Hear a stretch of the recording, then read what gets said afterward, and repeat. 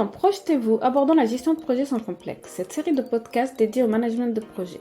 Je suis Mervette Mtimet, j'ai plus de 10 ans d'expérience en tant que chef de projet et PMO. Par ailleurs, je suis certifiée Project Management Professionnel et je suis activement bénévole au sein du Project Management Institute France, l'organisme référence en matière de gestion de projet. J'aime transmettre mes connaissances et vous accompagner dans la gestion de vos projets. C'est pour cela que je coach et forme à la gestion de projet et à ses métiers. Je suis persuadée que bien connaître les rouages de la gestion de projet permet de réussir tout ce que vous entreprenez, que ce soit dans votre vie professionnelle ou personnelle. Une fois par semaine, nous aborderons ensemble dans ce podcast les différentes facettes et toutes les actualités du management. J'inviterai régulièrement des professionnels qui expliqueront leurs méthodes et leur expérience sur des thèmes choisis. La gestion de projet permet de structurer, coordonner, contrôler toutes les étapes de la conception à la livraison. Venez découvrir comment et repartez avec quelques astuces. Je vous invite à vous abonner et me suivre pour plus de contenu sur la gestion de projet.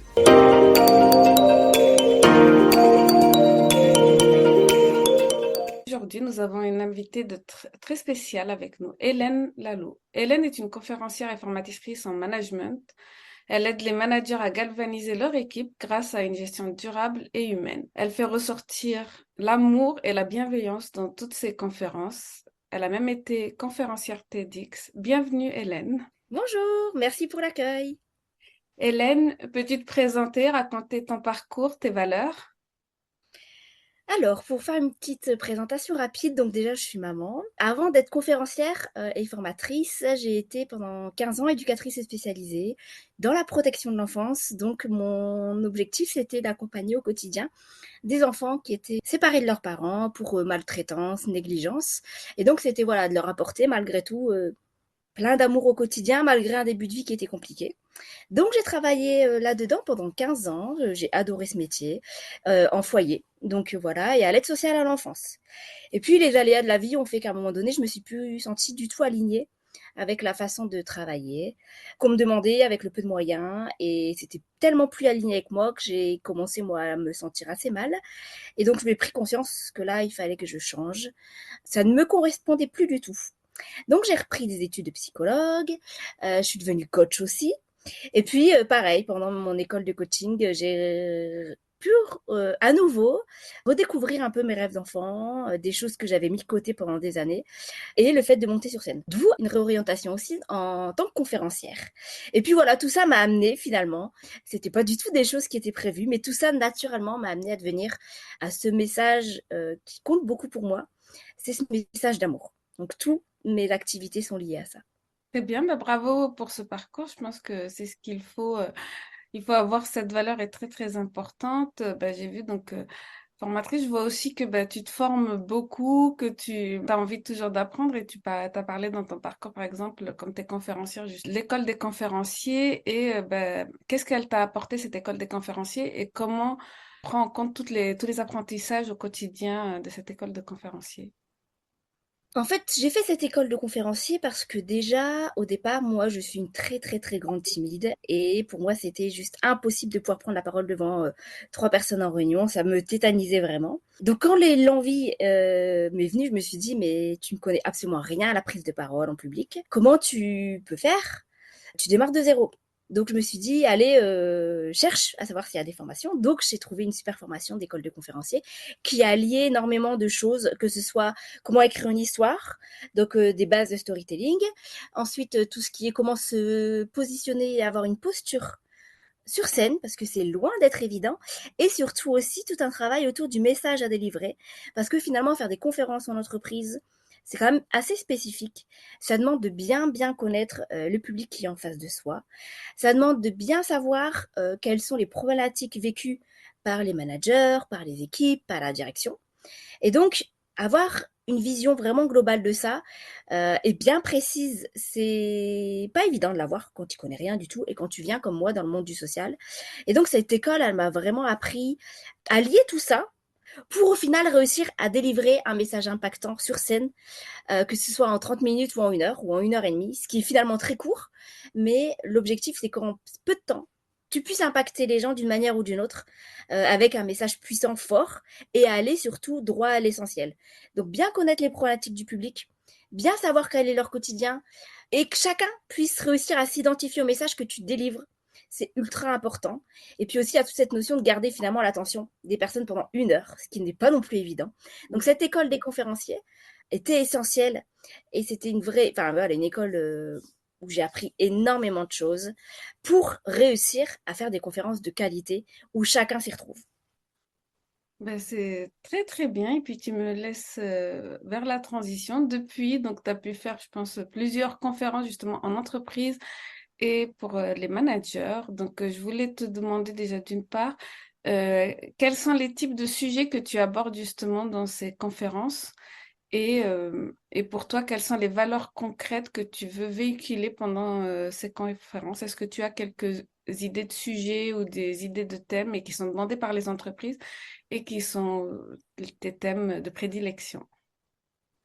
Alors oui, en fait, moi, vraiment, tous mes thèmes de prédilection, c'est autour du pouvoir de la reconnaissance, de l'amour, parce que, en tout cas, celles que j'ai déjà faites sur ces thèmes-là, ont eu un impact assez important déjà, parce que en fait, permets, grâce à mes conférences, aux personnes de réfléchir sur son positionnement, sur comment en entreprise je peux reconnaître l'autre, comment en entreprise je peux permettre à l'autre de prendre sa place, de se sentir bien et de se sentir aimé parce que finalement, c'est grâce à ces valeurs-là, d'amour, de reconnaissance, d'empathie, qu'on peut réussir à créer une belle synergie et faire en sorte que chacun soit engagé, que chacun trouve sa place et surtout de rester et d'avoir ce sentiment d'appartenance à l'entreprise. Et ça, c'est essentiel pour finalement réussir à avoir derrière, bien évidemment, une productivité qui va de pair. Je pars du principe que si à chacun des niveaux d'une entreprise, chacun trouve sa place, chacun se sent aimé, se sent valorisé, parce que l'amour, bien évidemment, c'est assez connoté, pas forcément positivement en entreprise, mais une des définitions de amour, c'est vraiment acceptation de la différence de l'autre. Et donc, c'est essentiel qu'à chacun des niveaux, chacun se sente accepté dans sa différence et puisse révéler tout son potentiel et toutes ses richesses pour donner le meilleur à l'entreprise. Et c'est c'est le message que je délivre moi lors de mes conférences, parce que si chacun a sa place, trouve sa place et arrive à délivrer tout son potentiel, tout ce qu'il est, toute sa richesse, c'est là où derrière finalement euh, toute l'équipe, toute l'entreprise va réussir à donner le meilleur de soi. Et si chacun est bien traité à tous les niveaux, forcément à un moment donné, c'est le client qui sera bien traité derrière. Et je fais beaucoup de relations aussi avec le travail que j'ai fait pendant des années en tant qu'éducatrice spécialisée, où finalement, si on était bien traité, nous l'éducateur, si la direction était bien traitée par rapport à des budgets, par rapport à la demande financière, et ben derrière, c'est les enfants qui étaient bien traités et c'est tout cet amour-là qu'on pouvait leur apporter parce qu'on n'avait aucun souci à côté.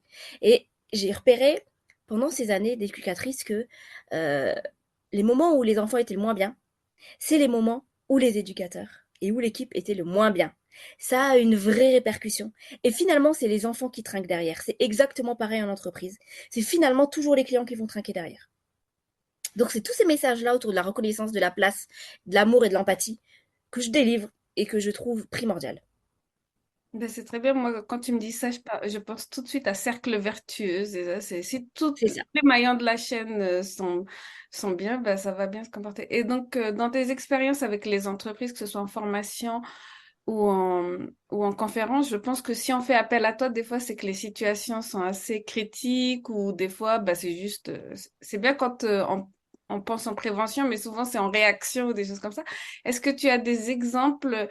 euh, Où tu as été appelé parce que dans des équipes, ça se passait pas super bien ou dans des départements, ça se passait super bien et puis c'était très marquant pour toi et est-ce que tu peux nous donner des petits exemples comme ça, voilà, de cas concrets? Alors, une fois, j'ai fait une conférence dans une PME, donc c'est une toute petite entreprise. Euh, et c'est vrai qu'en fait, là, c'était vraiment une conférence qui avait été demandée, mais voilà, il n'y avait pas forcément de raison particulière, c'était vraiment une découverte. Et en fait, quelques temps après, j'ai revu le patron de cette boîte qui m'a dit, mais en fait, j'ai mis en place directement les clés que tu as données dans ta conférence. Et en fait, j'ai pris conscience que c'était tellement facile les clés que tu donnais. Et c'est surtout que je les ai mis en place. Et j'ai perçu que ça avait eu des effets bénéfiques sur tout mes salariés d'un coup, tout de suite, qui ont eu une vision différente de moi directe et qui ont fait qu'en fait, vu que moi j'ai posé un regard différent sur eux, ben en fait, dans l'autre sens, ils ont posé un regard complètement différent sur moi. Et en fait, ça a créé un changement relationnel entre le directeur et ses salariés. Et d'un coup, il a dit, mais en fait, juste en traversant les bureaux, je sens que l'ambiance n'est absolument plus la même, mais juste parce que moi, j'ai déjà changé mon regard et ma vision des choses sur les gens et que j'ai eu une autre posture qui était bien plus humaine qu'avant. Donc ça a eu des effets très positifs très vite. Donc là, c'était pas forcément en réaction, c'était davantage en prévention et ça a super bien marché. Ben, c'est super, hein. Je pense que vraiment quand il y a le déclic chez soit des directeurs ou des chefs de département, parce que souvent ça doit venir d'abord du haut pour que ça ensuite le bas s'aligne ou des choses comme ça. Donc c'était très bien. Et est-ce que tu pourrais nous partager quelques petites clés pour, par exemple, moi mon audience c'est plutôt des chefs de projet, peut-être des chefs de portefeuille, des PMO. Et ils ont à gérer aussi au quotidien des équipes ou des choses comme ça, juste quelques petites clés pour leur donner, par exemple, si l'ambiance est mauvaise dans leur équipe ou s'ils voient que leur leadership n'est pas très bon, quoi. Bah, en fait, déjà, les clés basiques, je trouve, c'est déjà à leur niveau. Dans un premier temps, en termes de chef de projet, à leur niveau, ça va être une vraie connaissance de soi. Je trouve que c'est une des clés essentielles pour une bonne gestion durable de n'importe quel projet. Parce qu'en fait, si tu apprends à te connaître toi, à connaître les blessures que tu as, bien évidemment que derrière, tu vas pouvoir, toi, adapter ta communication et ton relationnel avec toutes tes équipes. Et bien évidemment, la transparence dans la communication, ça va être essentiel aussi, parce qu'en fait, plus tu vas être transparent, plus, à un moment donné, tu vas réussir à être authentique. Tu vas être authentique avec tes équipes.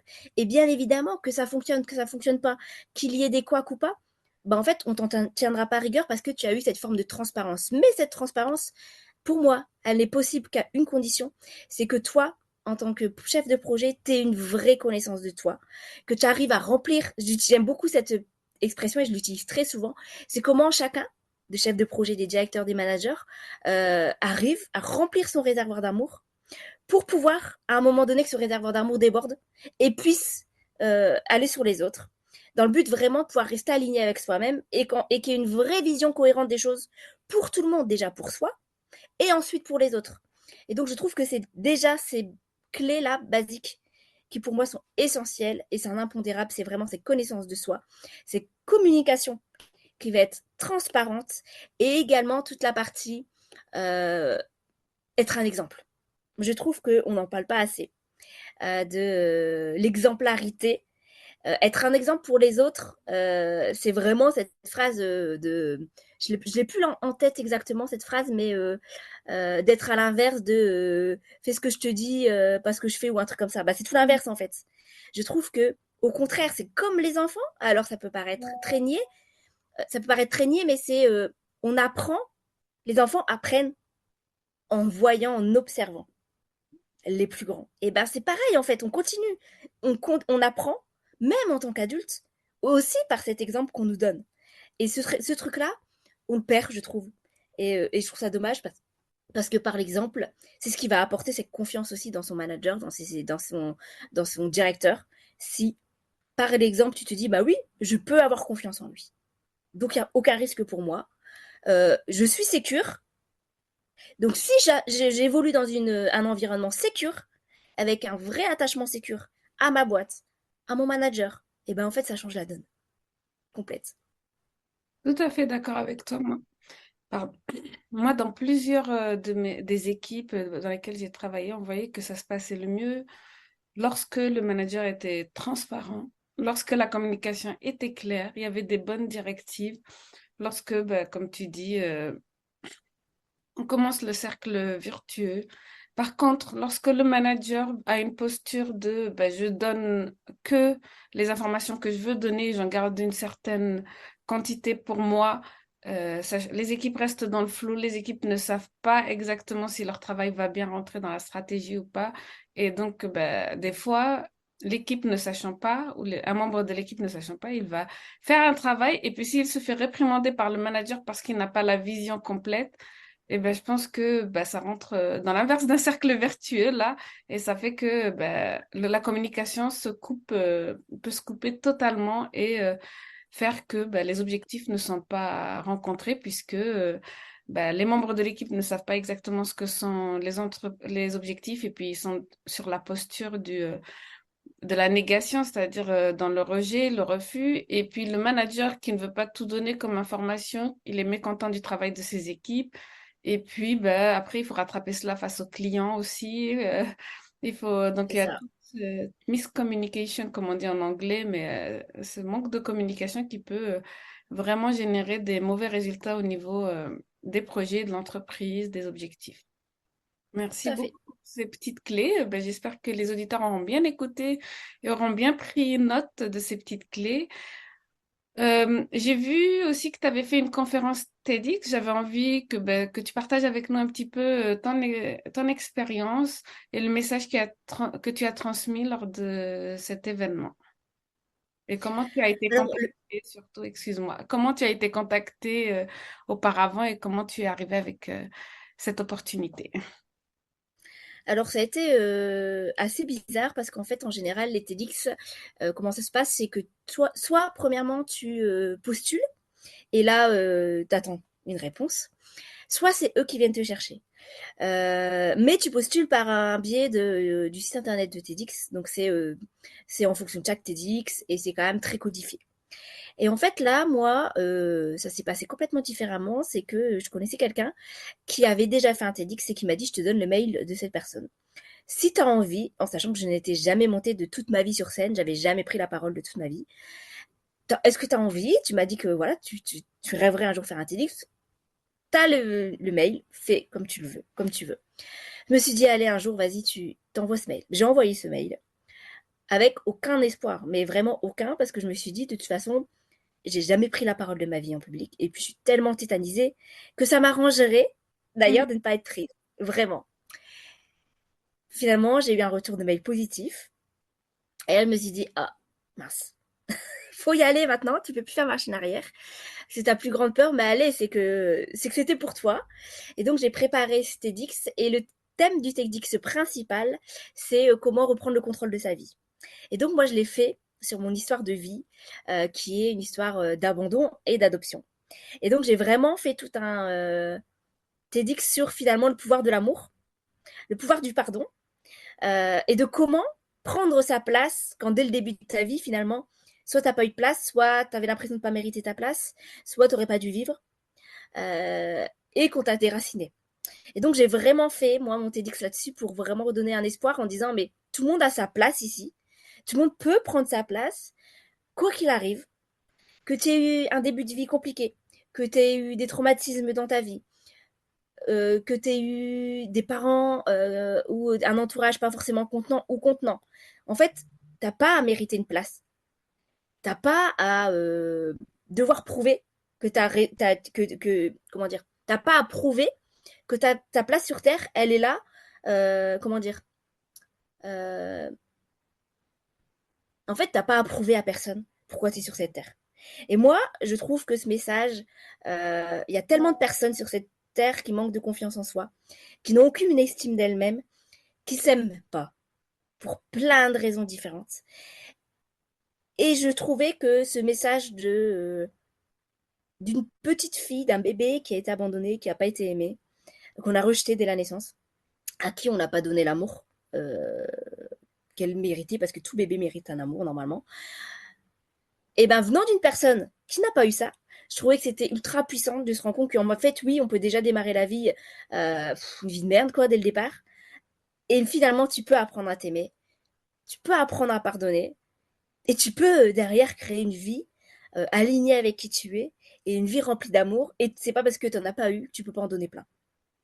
Et donc, j'ai fait TEDx dans ce but-là, de délivrer ce message aussi, de donner un vrai message d'espoir aussi au départ pour toutes les personnes qui avaient été adoptées, à toutes les personnes qui ne se sentent pas aimées ou qui ne trouvent pas leur place dans ce monde. Je trouve que ce TEDx, je l'ai fait, moi en tout cas, dans ce but-là. Je ne sais pas derrière quel écho ça a eu chez les gens parce que je pense que ça a un écho différent pour chaque personne. Mais moi, au départ, je l'ai fait, peut-être être très prétentieux, mais je l'ai fait avec cette idée-là. Ben merci, je pense que c'était vraiment une bonne idée, une bonne valeur et ça, j'espère que ça a touché, comme on dit, hein, si ça atteint une seule personne, c'est déjà que ben, l'objectif a été atteint. Et entre le mail justement dont tu me parles ton, et le moment où tu as enregistré le TEDx, quelles sont les étapes par lesquelles tu es passé, comment tu t'es préparé et comment t'as fait pour arriver aujourd'hui? Combien de temps ça a duré en plus entre le mail et l'enregistrement? Il y a dû y avoir 3-4 mois, pas plus. En sachant qu'en fait, quand j'ai écrit ce mail, j'étais à une étape de ma vie où j'étais en reconversion professionnelle, donc c'était super compliqué parce que j'avais plus de salaire et à la fois je savais pas trop comment j'allais pouvoir derrière créer mon business. J'avais ouvert ma boîte, mais clairement je sais pas trop où j'allais. J'étais coach à l'époque, et j'étais pas du tout conférencière ni formatrice. Et j'étais à une période de ma vie où c'était flou total. Je passais des fois des journées à me demander comment j'allais pouvoir vivre de ma vie et de ma boîte. Et un jour, ce qui s'est passé, c'est que j'étais dans un mauvais mood, vraiment le moral à zéro. Et je me suis mis à écrire. Mais à écrire, je crois qu'en 2 heures, j'ai écrit mon TEDx. D'une traite, mais sans savoir. Et je ne savais pas que j'étais prise encore. Donc je l'ai écrit, ce TEDx, sans savoir si j'allais être prise. Je pense que c'était juste un exitoire de vas-y, tu vas pas bien en ce moment, vas-y, écris. Juste comme ça. Parce que moi, j'ai toujours fonctionné comme ça. Quand je vais pas bien, j'écris. Bien évidemment, après, j'ai eu le mail avec la réponse positive. Et donc là, j'ai retravaillé tout parce que bien sûr, la version que j'ai donnée n'est pas la même version du tout que j'avais écrite. C'était un premier jet. Et pour préparer et travailler ce TEDx en sachant que je n'avais pas encore fait d'école de conférencier, je me suis nourrie beaucoup de conférences TEDx. J'ai dû écouter, visionner des heures et des heures de conférences TEDx pour voir, essayer de trouver ma patte à moi. Parce que moi, j'avais besoin de savoir qu'est-ce qui fonctionnait pour moi, comment moi je me ressentais et comment je voulais délivrer mon message. J'avais aucune idée, je ne savais même pas ce que je vais aller sur scène. Et donc, j'ai visionné énormément pour déjà peaufiner et réécrire cette conférence. Ensuite, ce que j'ai fait, c'est que j'ai passé mon temps à répéter, répéter, répéter. Honnêtement, je crois que je n'ai jamais passé autant de temps à répéter une conférence, à l'apprendre, à la jouer devant personne et à passer des heures à marcher chez moi pour la répéter, la répéter, la répéter. J'ai vraiment fait que ça. Et ensuite, ça a été vraiment de me reconnecter à pourquoi tu fais ça. Quel est le message que tu veux délivrer et fonce. Alors, bien évidemment, je t'avoue que j'ai eu des moments ultra durs où j'ai voulu tout abandonner. Où je me suis dit, mais pourquoi tu fais ça? Pourquoi tu t'infliges ça? Alors que 1 an avant, j'étais dans l'incapacité de prendre la parole et que juste à l'idée de devoir parler devant mes collègues en réunion, j'étais malade. Mais vraiment malade physiquement pendant le week-end d'avant. Et je me suis dit, mais pourquoi tu t'infliges ça? Et en fait, ce qui m'a tenue, vraiment, ça a été le sens que j'ai mis derrière et sur le euh, pourquoi je veux faire ça. J'ai vraiment réfléchi sur le sens, comme un vrai projet en fait, hein. J'ai réfléchi sur le sens que je mettais derrière ce projet et surtout sur pourquoi je me suis lancée là-dedans et pourquoi j'y crois. Et en fait, ça a été vraiment, vraiment les seules choses qui m'ont maintenue à me dire n'envoie jamais ce mail pour annuler. Ça a été vraiment ça, Dieu. Et puis si t'as peur, moi je pars du principe que si t'as peur, c'est qu'il y a un truc derrière et c'est que tu dois y aller. Et c'est cette expérience première-là où j'ai dû escalader une montagne comme jamais dans ma vie. J'ai l'impression, je crois que ça a été la pire. Où je me suis dit, mais en fait, si t'as peur, c'est qu'il y a un beau cadeau qui va arriver derrière. Et je me suis dit, d'ailleurs, si ce soir t'as aimé aller monter sur scène, tu te fais une école de conférencier et tu lances ta vie là-dedans. Et en fait, c'est ce qui s'est passé par la suite. Peut-être que c'était ça le cadeau. Ça a été vraiment de me dire, bah, t'as kiffé être sur scène ce soir-là. Vas-y, fonce, inscris-toi à l'école des conférenciers. Et après, ça a été juste que du bonheur parce que plus j'ai rencontré des personnes extraordinaires à l'école des conférenciers qui font encore partie de ma vie maintenant, 3 ans après, que j'ai au téléphone quasi tout le temps et avec qui je continue à faire des conférences, à écrire mes conférences et à travailler avec. Donc, c'est que des beaux cadeaux derrière qui sont arrivés. Donc ça me conforte maintenant encore quand je me retrouve face à des montagnes ou à des projets ou vraiment à des projets où j'ai l'impression que je vais pas y arriver. Et ben en fait, ça me porte beaucoup cette première expérience où je me suis dépassée. Ben, je pense que très bien, et c'est tout à ton honneur. Et je pense que dans ce que tu viens de dire, ça peut aider beaucoup les chefs de projet. Tout d'abord, comme tu dis, la communication. Dans la gestion de projet, la communication est une part importante et on nous apprend un petit peu quels sont les médias, les canaux, mais on nous apprend pas forcément à bien s'exprimer. Donc, une des premières problématiques du chef de projet, c'est par rapport au théorique de la communication, où il a tous les principes, et déjà, s'il applique déjà ces principes, c'est-à-dire tout ce qui est mailing, tout ce qui est présentation, slide et tout ça, c'est déjà pas mal. Mais il y a aussi comment envoyer le message et avoir quelle posture par rapport à quels interlocuteurs. Et ça, c'est vrai que ben, je pense que ton expérience TEDx se rapproche à quand on prépare un comité de pilotage, quand on est un chef de projet, quand on doit se mettre devant le client et rapporter les résultats et que ben, les résultats sont bons ou mauvais. Moi, je me souviens des premières peurs. Voilà, je n'ai rien à présenter au client parce qu'on n'a pas bien avancé dans l'équipe. Comment je fais passer le message sans paraître pour des incompétents ou des choses comme ça? Donc, c'est vraiment des choses qu'on retrouve dans ta préparation au TEDx, c'est ceci, c'est ben, on a envie de tout abandonner de peur d'avoir la réprimande du client, de peur d'avoir le management qui nous dit mais qu'est-ce que vous avez fait? Donc quand on fait passer ces messages, il faut absolument qu'on soit un bon communicant. Et ça, comme tu dis, bah, souvent les chefs de projet ne sont pas des bons communicants et ils apprennent au fil du temps. Donc les premières, c'est vraiment comme tu dis, hein, les premières expériences sont catastrophiques et puis après ils se disent, bon, bah, il va falloir que je m'améliore, que je me forme. Et d'où toi, ta formation en tant que conférencière. Mais pour les chefs de projet, c'est vrai qu'on passe jamais à la formation, mais on apprend après avoir essuyé quelques plâtres, en fait. Donc, C'est ça.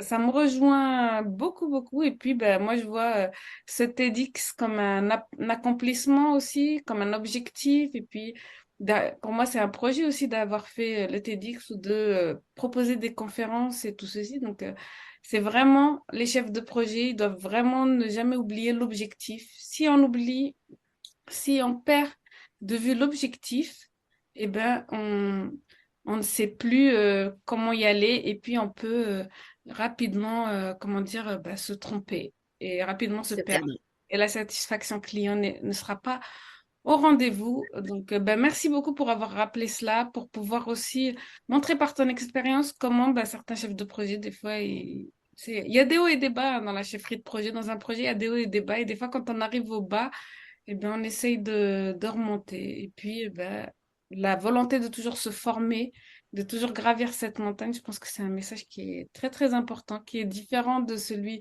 du début, là où on était sur l'amour de l'équipe, sur comment une équipe peut être galvanisée par cet amour. Là, aujourd'hui, on est aussi, par rapport à ce TEDx, sur la communication qui est très importante ben, pour pouvoir avoir une bonne satisfaction client, une bonne satisfaction du management et puis pouvoir avancer. Ben, merci beaucoup pour tous ces retours. Est-ce que tu as des actualités et comment peuvent nos auditeurs te rencontrer, voilà, pouvoir te trouver Alors, comme actualité, là, je donne beaucoup de formations jusqu'à la fin de l'année, avec beaucoup en 2024 qui sont déjà prévues. Donc, mes actualités, c'est surtout ça.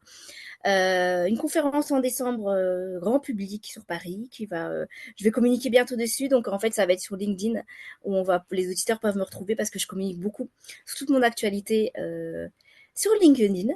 Donc, je vais communiquer la semaine prochaine sur cette conférence grand public, parce qu'en général, on n'a pas la chance de pouvoir me voir parce que moi, je fais beaucoup en entreprise. Et donc là, ça va être une opportunité de pouvoir me voir en conférence à Paris. Euh, donc voilà, mes prochaines actualités du moment. Ben, merci. Est-ce que tu as trois petits mots pour la fin, pour nos auditeurs, voilà. Bah, moi, ce serait vraiment s'il y avait un message que je voudrais délivrer, ça va être à chacun de prendre leur place. Parce que finalement, personne ne va vous la donner. Et surtout, mettre en place des actions dans votre vie qui vont vous permettre de garder cette lumière qui brille vraiment au fond de vous. Parce que c'est en l'alimentant tout le temps, constamment, que vous allez rayonner et que vous allez pouvoir apporter tout ce que vous avez et tout ce que vous êtes aux autres. Et donc, et que vous pourrez enfin trouver votre place. Donc, c'est vraiment de toujours, toujours faire en sorte que cette petite lumière reste active. Ben, merci beaucoup pour tous ces conseils, Hélène. J'ai vraiment l'impression que tu nous as un peu donné un petit peu du contenu de tes formations en entreprise. Donc, j'espère que les Oui, auditeurs vont en profiter à fond. Ben, je te remercie d'être venu et puis merci d'avoir participé. Ben, je te remercie beaucoup pour l'invitation. C'est très chouette de partager et si ce retour peut aider quelques personnes, j'en serais ravie. Merci beaucoup.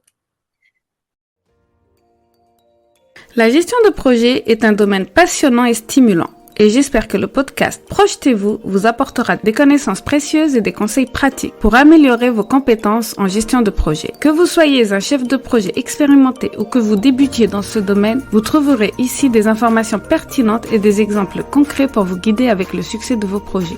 Je vous remercie de vous joindre à moi dans cette aventure passionnante et je vous donne rendez-vous dans le prochain épisode de Projetez-vous abordant la gestion de projets sans complexe. Vous trouverez dans les notes de cet épisode quelques liens intéressants, notamment si vous voulez aller plus loin. N'hésitez pas à me contacter, vous trouverez toutes mes informations sur ce podcast ou sur mon site internet mirvet-timet.com. Je suis également présente sur les réseaux sociaux et j'aime bien échanger sur les sujets liés à la gestion de projet.